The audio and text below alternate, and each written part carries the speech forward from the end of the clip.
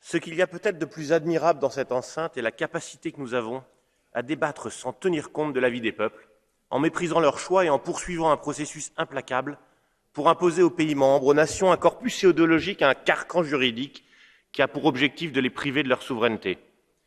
C'est Raymond Aron qui évoquait un fédéralisme invisible et c'est celui-ci qui détruit à petit feu des nations, qui organise une subversion migratoire systémique, je crois que c'est un qualificatif que vous appréciez, et qui soumet les pays membres à son joug inflexible.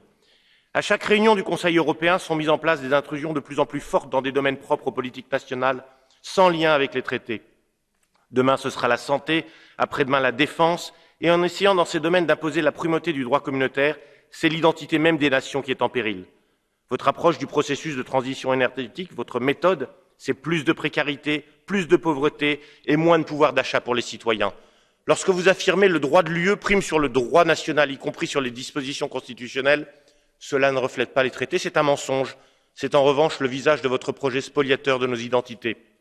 Nous préférons, avec Moïse Druon, répéter que le pouvoir sans le consentement de ceux sur lesquels il s'exerce est une duperie qui ne jamais dure longtemps, un équilibre éminemment fragile entre la peur et la révolte et qui se rompt d'un coup quand suffisamment d'hommes prennent ensemble conscience de partager le même état d'esprit.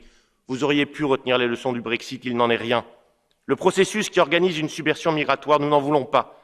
Certaines nations européennes en ont pris pleinement conscience et refuseront cette folle politique du pacte des migrations qui veut voir une civilisation remplacer la nôtre sur notre sol. Ce processus qui dénonce des pays membres à la vindicte de notre Assemblée, nous n'en voulons pas. La Hongrie et la Pologne, on l'a entendu hier, sont sans cesse sous le feu des menaces, des suspensions de plans de relance, au seul motif qu'elles souhaitent préserver leur identité, leur histoire et leur art de vivre. Les citoyens des nations d'Europe en ont assez.